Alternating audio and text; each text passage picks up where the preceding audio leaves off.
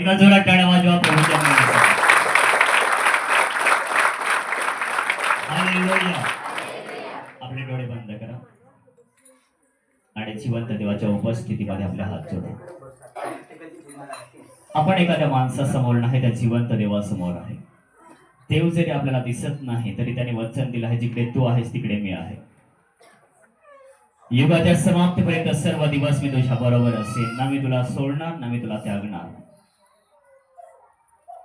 दाऊद सांगत आहे, मृत्यूच्या दरीतून मी जात असेल तरी अरिष्ठास मी घाबरणार नाही, कारण परमेश्वर तू माझ्या बरोबर आहेस.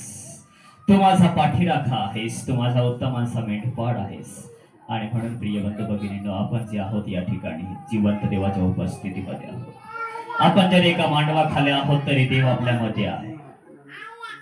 यस प्रिय बंधू भगिनींनो, आपलं मन त्या जिवंत देवाकडे